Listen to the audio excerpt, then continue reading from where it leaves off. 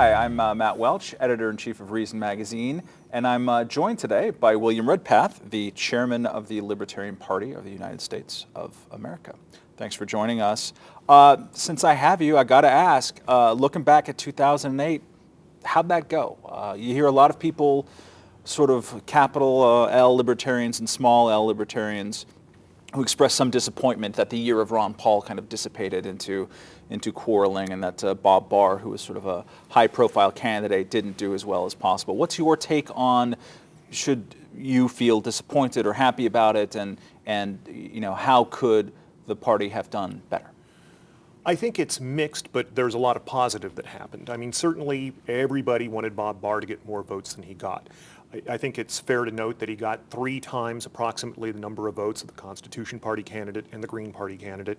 He got fewer popular votes by about 200,000 than Ralph Nader, but you have to keep that in perspective. I mean, Ralph Nader's name ID is far greater than Bob Barr's. I mean, after all, the Atlantic Monthly magazine ran an article 2 or 3 years ago naming what they thought were the 100 most influential people, not living, but of all time in the United States. Ralph Nader was on that list at number 99, and that took me by surprise, actually. But he has had influence. He's had influence, no question. And after Florida in 2000 and all that, certainly his name ID, and our politics are so name ID driven, it really shouldn't be that much of a surprise that he pulled more votes than Bob Barr. But I think in many respects, I mean, there are people in that campaign, and particularly Bob Barr himself, who made real sacrifices. I think they did the best that they could.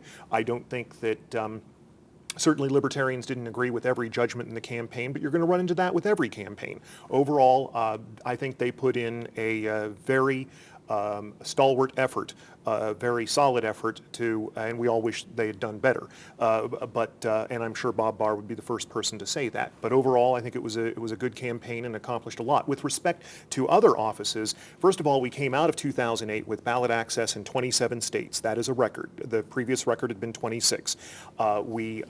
Describe quickly what you mean by ballot access. Well, I'm talking about presidential or essentially statewide ballot access, where we don't have to petition again to get back on the ballot. The most important of those states was North Carolina, where they had reduced the very difficult state for ballot access. We had to get over 100,000 total signatures in order to qualify for the party for the ballot in 2008 in North Carolina.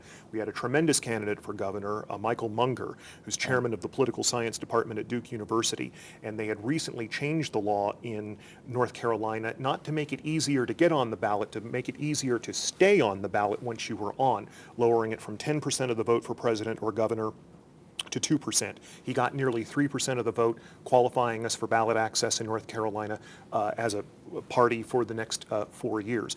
And also keeping things in perspective, I mean, yes, I wish the Libertarian Party were a greater electoral success than what it is. But you know, given our voting system, which sort of tilts everything toward 2 dominant parties, both running for the center, trying to offend as few people as possible so they can win these single-member legislative district elections. But it's very difficult for a third party in the United States. But when you compare the Libertarian Party in terms of number of candidates, in terms of number of votes for U.S. Senate, for U.S. House, for State Senate, for State House, we absolutely cleaned up relative to the other minor parties in the United States. So to that extent, in comparison to our peer parties and not the 2 major parties, we had a very successful 2008.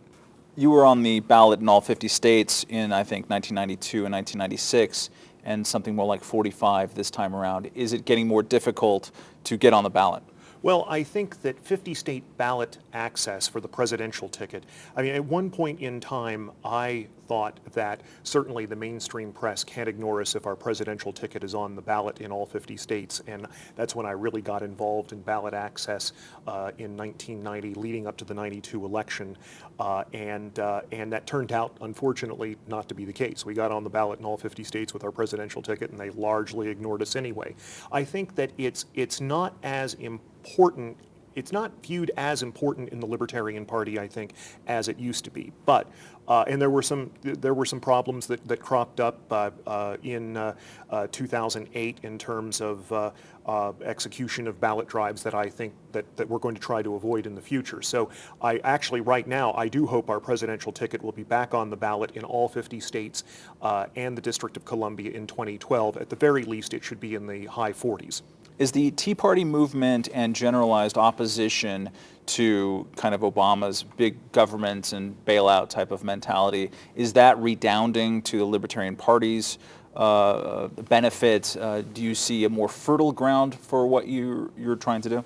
To a certain extent, yes. I think we are picking up some people from those movements, but I think that the Tea Parties, and I spoke at the Tea Party in Reston, Virginia back on April 15th, 2009, and they are trying not to make it a minor party movement. I think there's a conscious effort there to not do that. So, but I do think that there are a number of people who are joining the party, who are becoming exposed to the party because we have people who are involved in those Tea Party rallies.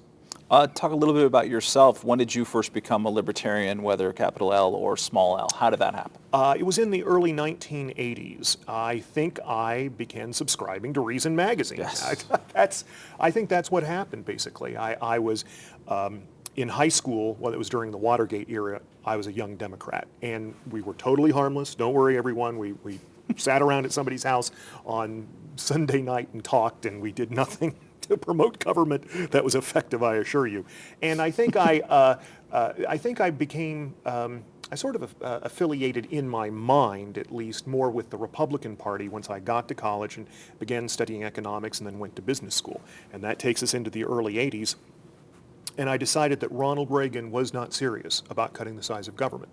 And it was really disappointment with Ronald Reagan's unseriousness. I mean, I hope he wasn't the last best hope in terms of halting or reducing the size of government, maybe, but I hope not.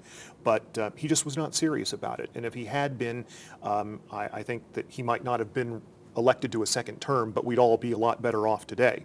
And also, frankly, the prosecution of the drug war, I thought was absolutely outrageous on his part.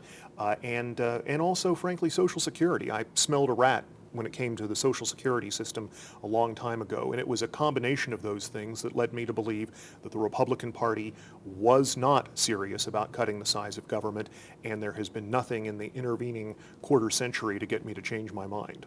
Looking at the current climate situation, Washington and the country, even the world, what are your biggest fears about what might happen, and what are your sort of centers of hope? Well, I think that ultimately, in terms of centers of hope, I think that ultimately I think the world will be better 30 years from today than it is today, just as I think it's better today than it was 30 years ago.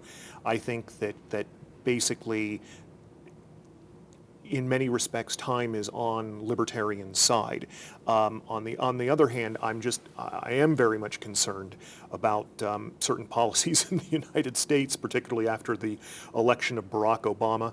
On the negative side, I think demographics are working against us, given that older people, and we are an aging society, older people, I think, are more interested in security than they are freedom. And I think that in one sense that is working against libertarians and the libertarian movement and the Libertarian Party right now. But on the other hand, I do think that there is a natural progression that the economy, even though we have problems right now, will over the long run get better. There will be more affluence. And maybe the silver lining in the crisis is that some people have said, isn't it, don't you get kind of depressed sometimes? And I say, well, don't worry, we'll have a libertarian society someday when it's imposed on us by the Chinese government.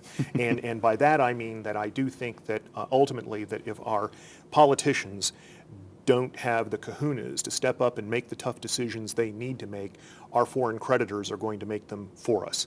And I hope it doesn't come to that, but I do think that there is a natural limit to the growth of government ultimately, and if Americans don't decide to impose that on this nation, then, like I said, I think our foreign creditors will. Well, we have a natural limit to our interview time here. Thank you very much, and for Reason TV, I'm Matt Welch.